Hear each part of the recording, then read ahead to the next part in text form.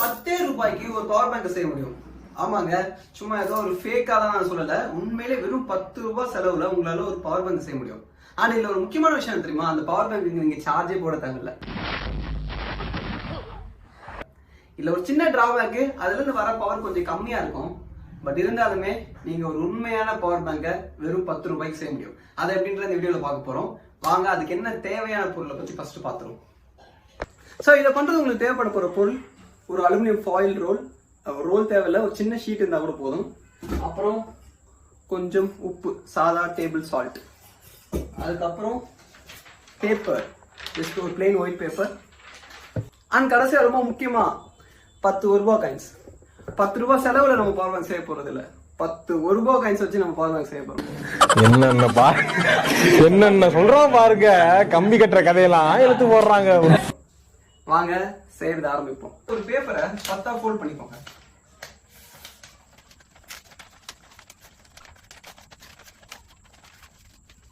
Fold பண்ணி முடிச்சா இந்த 10 லேயரா இருக்க அந்த பேப்பரை கரெக்டா ரவுண்ட் ஷேப்புக்கு கட் பண்ணி எடுத்துக்கோங்க. கொஞ்சம் உங்க 1 ரூபாய் கையில விட கொஞ்சம் பெரிய சைஸ்ல இருந்தா போதும்.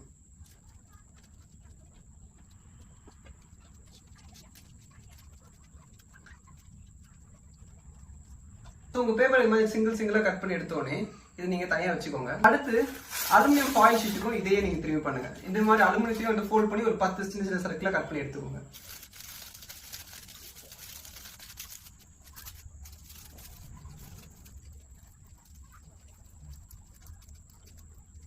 இப்போ நீங்க இந்த அலுமினியம் ஃபாயிலையும் கட் பண்ணதுக்கு அப்புறம் அடுத்த ஸ்டெப் என்னன்னா, நம்ம எடுத்து வச்சிருக்க இந்த உப்புல கொஞ்சம் தண்ணியை மிக்ஸ் பண்ணணும்.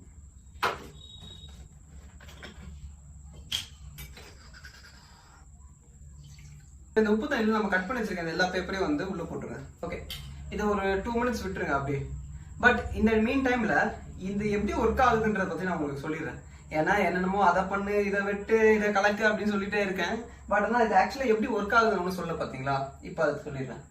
ஸோ ஒரு நார்மலான ஒரு கெமிக்கல் பேட்டரி எப்படி ஒர்க் ஆகுதுன்னா, அதில் 3 முக்கியமான பொருள் இருக்கும். ஒரு பாசிட்டிவ் எலக்ட்ரோட், ஒரு நெகட்டிவ் எலக்ட்ரோட், அதுக்கு நடுவில் வந்து எலக்ட்ரோலைட். ஓகேங்களா, இந்த பாசிட்டிவ் எலக்ட்ரோட்ல வந்து எப்பவுமே வந்து எலக்ட்ரான்ஸ் கம்மியா இருக்கணும், நெகட்டிவ் எலக்ட்ரோட்ல எலக்ட்ரான்ஸ் அதிகமா இருக்கணும். இந்த எலக்ட்ரோலைட் வந்து இது ரெண்டுத்துக்கும் நடுவுல எலக்ட்ரான்ஸை அனுப்புறதுக்கான தன்மை இருக்கிறதா இருக்கணும். ஆனா நம்ம இப்ப என்ன பண்ண போறோம்னா, நம்மளோட 1 ரூபாய் காயிலையும் அலுமினியம் ஃபாயில் பேப்பரையும் பாசிட்டிவ் அண்ட் நெகட்டிவ் எலக்ட்ரோட யூஸ் பண்ண போறோம். ஆனா இது ரெண்டுத்துக்கும் நடுவுல இருக்க போற எலக்ட்ரோலைட் தான் நம்மளுடைய சால்ட்ல முக்கின பேப்பர். பட் ஏன் சால்ட் வாட்டர்ல முக்கின பேப்பர்னா, சால்ட் வாட்டர் தான் வந்து எலக்ட்ரிசிட்டியை கண்டக்ட் பண்ணும். வெறும் பியூர் வாட்டர்ல எலக்ட்ரிசிட்டி பாயாது. ஆமா, வெறும் தண்ணியில எலக்ட்ரிசிட்டி சுத்தமா ஓடாது. சால்ட் மிக்ஸ் ஆகி இருந்தா மட்டும்தான் அது எலக்ட்ரிசிட்டியை கண்டக்ட் பண்ணும். இந்த 1 ரூபாய் காயின் மேல சால்ட் முக்கின பேப்பரை வச்சுட்டு அதுக்கு மேல நம்ம அலுமினியம் ஃபாயில வச்சோம்னா நம்ம இப்போ உருவாக்குறத வந்து பேட்டரி செல் அப்படின்னு சொல்லுவோம். ஏன் இது ஒரு பேட்டரி செல்னா, இந்த அலுமினியம் ஃபாயில் இருக்கு பாத்தீங்களா, இதுல இருந்து ஒரு எலக்ட்ரான் வெளியே வந்து அது இந்த சால்ட் முக்கின பேப்பர் வழியா டிராவல் ஆகி இந்த காயினுக்கு வந்து சேரும். இது கண்டினியூஸா நடந்துகிட்டே இருக்கும். ஸோ இது மாதிரி நடந்துட்டே இருக்கனால என்னன்னா, இந்த அலுமினியம் ஃபாயில்ல வந்து எலக்ட்ரான்ஸ் கம்மியாயிட்டே இருக்கும். ஆனா இந்த 1 ரூபாய் காயின்ல எலக்ட்ரான்ஸ் நிறைய சேர்ந்துகிட்டே இருக்கும். ஸோ இதனால கடைசியா நீங்க பாத்தீங்கன்னா இந்த அலுமினியம் ஃபாயில் வந்து பாசிட்டிவ்லி சார்ஜா மாறிடும். ஏன் பாசிட்டிவ்லி சார்ஜா மாறுதுன்னா, எலக்ட்ரான்ஸ் கம்மியா இருக்க அந்த பொருள் பாசிட்டிவா மாறிட்டு இருக்கும்.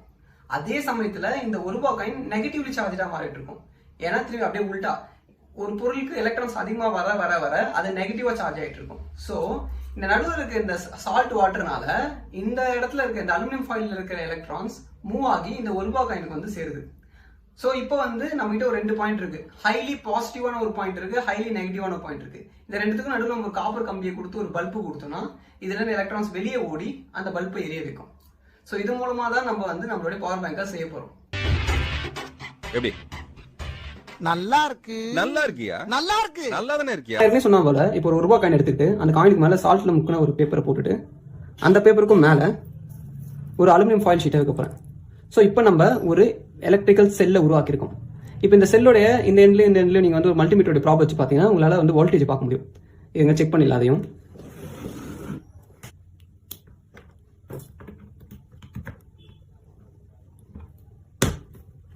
ஸோ இது ரொம்ப கம்மி வோல்ட்னால நான் இருக்கல லோயர் செட்டிங்ஸ் வைக்க போகிற மல்டிமீட்டர். ஓகே சாரி, ரிவர்ஸில் இருக்கும். ஒரு இதான் பாசிட்டிவ்லையும் இன்னும் 2 நெகட்டிவ்ல இருக்கும். உங்களுக்கு தெரியுதா, அந்த டயலில் பார்த்தீங்கன்னா உங்களுக்கு தெரியும் டயல் மூவ் ஆகுது. நான் வைக்கும்போது டயல் மூவ் ஆகுது, நீங்கள் கவனிக்கலாம்.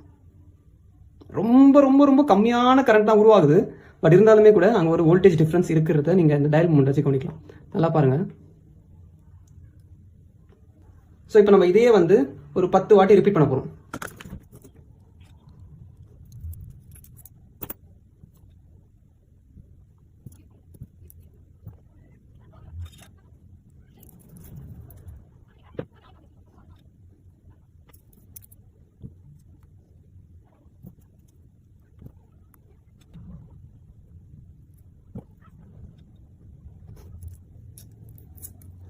ஸோ அவ்வளோதான், நம்மளோட 10 ரூபாய் காயினை வச்சு ஒரு பேட்டரி பவர் பேங்க் ரெடி பண்ணிட்டோம். ஓகே, இந்த பவர் பேங்க்னு சொல்லக்கூடாது, அது என் தப்பு தான். பட் ஆனாலும் இதுலேருந்து இப்போ எவ்வளோ பவர் வருதுன்னு நம்ம பார்க்கலாம் வாங்க. ஓகே, ஸோ மீட்டர் கவனிங்க. Okay, positive end, negative end. So நீங்கள் பார்த்தீங்கன்னா தெரியும், இப்போ இந்த முள்ளு கிட்டத்தட்ட இவ்வளோ தூரம் வந்து நின்றுது. ஃபஸ்ட் இங்கே தான் இருந்துச்சு ஒரு செல்லு, இப்போ 10 செல் வச்சோடனே அது 10 டைம்ஸ் அதிகமாகி இவ்வளோ தூரம் வந்து நின்றுச்சு. ஸோ இதில் என்ன தெரியுதுன்னா, நம்ம இந்த செட்டு எத்தனை இன்க்ரீஸ் பண்ணுறோம் அந்த அளவுக்கு அதிக பவர் நம்மளுக்கு கிடைக்கும் தெரியும். ஓகே, ஸோ இப்போ இந்த வச்சு நம்மளால ஒரு எல்இடி பல்ப் எரிய வைக்க முடியுமான்னு பார்த்துடலாம் வாங்க. என்னால் எல்இடி பல்ப் எரிய வைக்க முடியல. அதில் சோதிக்காதீங்க, சோதிக்காதீங்க. ஸோ நம்மளோட காயின் பேட்டரிலேருந்து வந்த அவுட்புட் வந்து ஒரு எல்இடி பல்ப் எரிய வைக்கிற அளவுக்கு கூட இல்லை. ஆனால் கண்டிப்பாக வோல்டேஜ் வருது, அது மல்டிப்ளை ஆகுதுன்றதை நீங்கள் அந்த மல்டிமீட்டரில் பார்த்துருப்பீங்க. ஸோ எனக்கு தெரிஞ்ச கால்குலேஷன் படி இன்னும் நான் டபுள் பண்ணேன், அதாவது 20 காயினை வச்சு நான் இந்த செல்லை பண்ணால் என்னால் கண்டிப்பாக எல்இடி பல்ப் எரிய வைக்க முடியும்னு நினைக்கிறேன். பட் இதில் நீங்கள் ஞாபகம் வச்சுக்க வேண்டிய விஷயம் என்னன்னா, நம்ம இப்போ பண்ண பார்த்தீங்களா, இந்த சேம் எக்ஸ்பெரிமெண்ட்டை பண்ணி தான் உலகத்தோட முதல் பேட்டரியை இன்வென்ட் பண்ணாங்க. ஆமாங்க, சேம், ஆல்மோஸ்ட் சேம், இதே காயின்ஸை வச்சு தான் ஆரம்பிச்சாங்க. ஸோ இந்த வீடியோ உங்களுக்கு பிடிச்சிருக்குன்னு நினைக்கிறேன். மேபி கூடிய சீக்கிரத்தில் நான் உண்மையிலே ஒரு ஃபோனை சார்ஜ் பண்ணுற அளவுக்கு ஒரு பெரிய சைஸ் செல்லை நான் ரெடி பண்ணி உங்களுக்கு ஒரு வீடியோ போடுறேன். அது வரைக்கும் சேனலுக்கு மறக்காம சப்ஸ்கிரைப் பண்ணிடுங்க.